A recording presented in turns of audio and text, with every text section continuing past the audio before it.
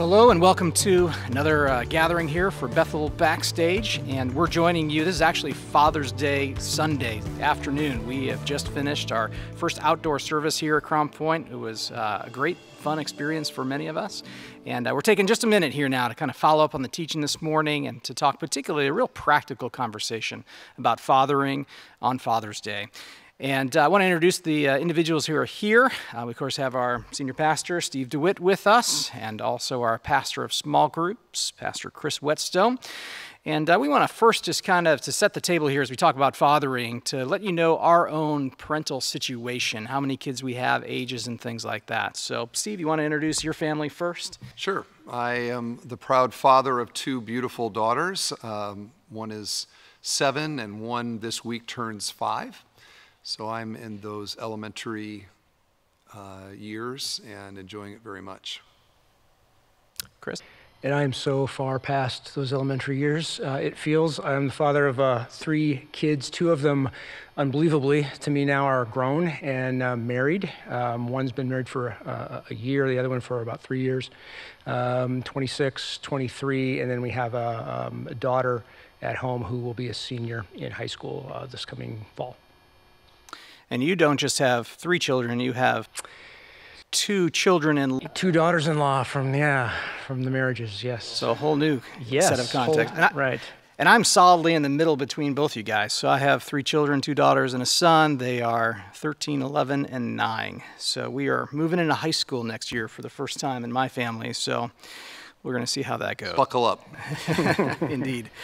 Well, Steve, we really appreciated your message this morning. I think it was just a wonderfully, very practical one, obviously, on a subject that many of us just live in on a daily, minute-by-minute basis, and particularly your exhortation, I think, overall for Christian fathers to think about how their parenting needs to be different from the parenting that we see in the rest of the world. And I found, in particularly, your illustration about that deathbed thought of, hey, that last moment of your life, when you look back on your life, what's going to be important to you, and how much of it is going to revolve around, certainly, if God blesses you, the family, how you raised them. And specifically, you know, how we create that spiritual culture in our home through cultivating prayer, through cultivating instruction and modeling Christ likeness. And you had lots of really good practical examples there, I think. I wonder if we can share, the 3 of us, just kind of from our own experience, how we have found maybe success in some of those practical examples, or even more particularly, how we've struggled to do those things. I mean, we're pastors here, but we are very much men in progress ourselves, and how we have personally struggled to live out our own parenting in these aspirational goals we all agree to, but our selfishness, our pride, our apathy, all that gets in the way. So anything you guys like to share on that? Well, I think the deathbed concept crystallizes what's important in a day where the flow of emphasis in parenting so often in our culture is to the superficial and to the temporary, rather than to the lasting and the eternal, or maybe to the external rather than the character development of children. And one of my experiences as a pastor is that, I teach on these things, we counsel on these things, but I still go home. And in that home, they don't care that I'm a pastor. I'm just their dad. And I don't have any special superpowers because I'm a pastor to be patient with them in their, disobedience or in their struggles. I have to live it out just like everybody else does. And this is a daily experience and a gospel reminder. So I just think that's that whole, like, what I'll be glad when I had done when I'm dead is it keeps us from giving into the fleeting and the temporary and focus on the things that really matter with our kids. Chris, anything you'd like to share on that category? Just agreeing. And often when I drop the ball on something, that'll be my daughter's joke to me. I'm like, "You're a pastor, come on," right? And I'm like, "Yeah, well, I can't argue with that, right?" But yeah, just like everybody else, I have times where I feel like I'm doing okay, and then other times where I feel like I've just man, I dropped it, For me, it's just been Romans 12:2 comes into my head, right? It's so easy to be just sucked in to the way of the world, and to know that that's what my kids are out there facing all the time in school and at work and whatever. I've got no chance of kind of drawing them back toward transformation if I don't keep my focus on God, and I'm not, leaning into Him over and over and over again. Because what we're talking about really at the end of the day is just supernatural stuff. And so if any of that's going to come out of me, if I'm going to bring that to my children, it has to flow out of me through Him, not my own strength. And so that's been it for me. Again, sometimes I feel like I'm good, sometimes I feel like I'm bad about it, but I don't have a chance if I'm not connected and abiding. Very true. I think even for me, one of the things that even my wife and I continually wrestle with just in our parenting is our own selfishness for our own time. And there is, of course, a value there. You have to have your own time for your marriage and for your own self, but how often do we think we have this little bit set aside for us to rest, may just watch a TV show, and all of a sudden we're interrupted by a need that our kids have. And how often that kind of builds that resentment and that frustration of, really? Can I just have a moment just to be to myself or to be refreshed? And yet here they come continually needing me, and to put that personal desire, selfishness really aside to care for our kids in a continual way, it just never stops. Paul Tripp wrote a book called Broken Down House, and in it he describes the family that leaves on vacation. They've been looking forward to this vacation. They're so excited about this vacation. The parents are like, finally we get to get away. They get 5 miles down the road on the vacation, and there's an epic meltdown from one of the kids, or there's a pee-pee poopy kind of a thing, and the parents are pulling their hair out, and he goes on to talk about how as a parent we feel entitled to comfort or time, recreation, and children are, they're completely inconvenient, and they interrupt those moments. And he says you have to give yourself entirely over to a nurturing life. That this is that it's not a convenient life interrupted by inconvenience. It's a nurturing life that is going to ongoingly have surprises and things that because if you don't do that, you're going to end up resenting your kids. Very, very well said, I think. And I would just add, I think to realize that this is part of God's sanctification process of us, right? Of me as parent, as a father, that He's in the middle of all that, all through those ages, He's teaching me to put others before myself. And I can vividly remember as I was transitioning into ministry, just going back to seminary and kind of being Mr. Dad for a while, and I was having one of those woe is me days, and literally folding my child's socks and thinking, okay, God, when am I really gonna do ministry? And it was that one of those inaudible Holy Spirit voices that said, you are. And it was just like, okay, I get it. So this, the kind of the transformation, the humility, the stuff that He's working in us right along the way. So we'd all admit we're very much works in progress, making mistakes, having failures as we go. But what would you guys say to the dad who just really has deep regrets? That he listens to your message here this morning, and he's well along in his parenting journey, and he's sitting there in an honest moment saying, I haven't done any of that. What would you say to all of us have regrets? What would you say to help us in that? I would say that it's never too late. And, to this day we talk about the thief on the cross, who did terrible things in his life, but at the end, his heart was tender to Jesus.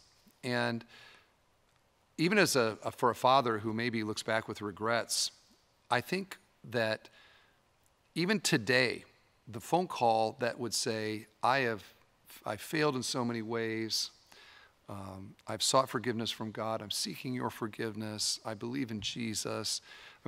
That kind of tender heart, even at the end of the story, itself is a lasting legacy and a powerful memory. And I would urge that dad to make it right and apply the same gospel to his failures as a dad as everybody has to apply to their failures in all the other categories, and see how God might use that. You never know. Even that hardened child's heart, bitter child's heart, God can use that example of repentance to soften the heart and maybe even turn that heart towards the Lord. Never too late.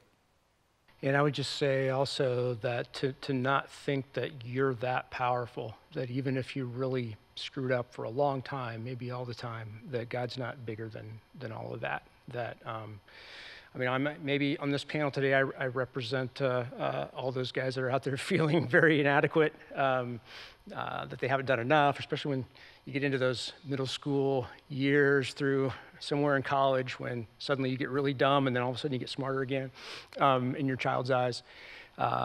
And, you know, having all kinds of regrets and feeling like you're just not doing enough. And again, even to that father that's just never done anything. God, you know, if Romans 8:28 is true, he's still working good, you know, for our kids in the middle of even our sin. And so to realize I don't have that much power, I don't have that much control. God's still sovereign over all that. Brad, what would you say about that? I would just say never underestimate just how impactful just a simple apology or lament could be of going to your children and saying, man, I could have done much better here. You know, I failed you in this area, or I regret not being this intentional this way. And I think that can be, you know, very powerful to, in some ways, maybe have a fresh start, kind of hit the reset button a little bit in that relationship. And, you know, God can use that tremendously. I'd kind of shift maybe one more subject here for us in our time. And, you know, the three of us are dads, but the three of us are also children. Three of us each have fathers. And the responsibility we have to our children, there's a parallel of the responsibility that we still have to our fathers. And, you know, Steve, you mentioned Exodus, the 10 Commandments, the fifth commandment, honor your father and your mother. And that principle, that commandment still applies to us today. And there's lots of different ways as grown adults we need to honor our parents. But how do we go about honoring particularly our parents who maybe are no longer with us, or maybe we have a strained relationship, or how do children honor their parents that were maybe poor parents, poor fathers? How do we apply that commandment in those kind of situations, would you say? Well, you know, Paul writes to Timothy that we have a responsibility to care for our adult parents. They cared for us. Now we respond by caring for them. So there certainly is a concern for their physical needs, that those would be met.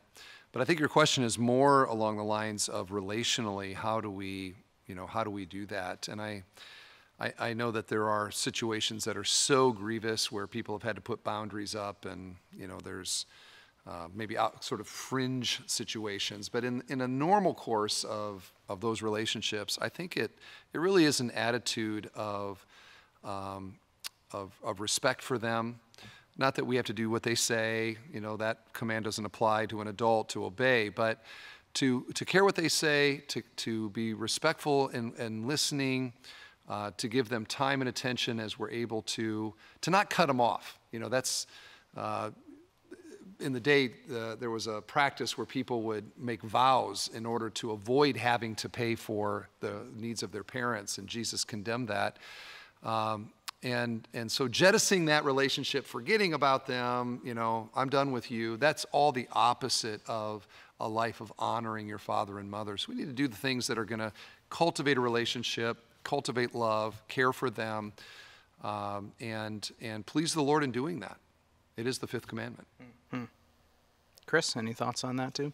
Yeah, you know, my father passed away back in '97, and you know, as I've told my kids about him, I've always tried to just respect him with my words, just to honor him. He didn't do everything right, just like none of us do, and so I want to be honest with them, but I don't want to disparage him, with them. And so I think just talking about him in a way that honors him.